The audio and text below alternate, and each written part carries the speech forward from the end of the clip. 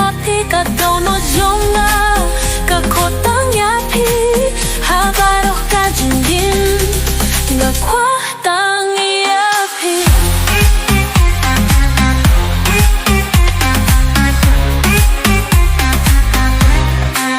ka nunga et yapi phim laban mutu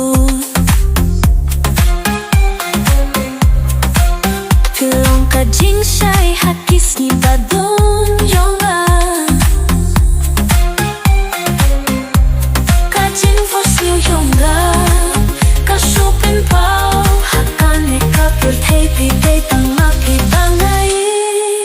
Ko jing ge jonga Jing gim jonga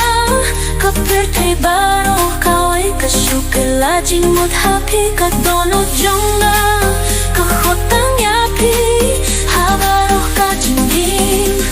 nga kwa tang yapi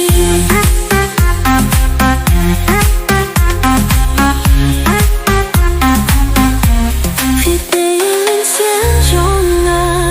nga kan mau ya ki kan tian ba piong nga min jai na pi pi dei per thei jonga ka jing e jonga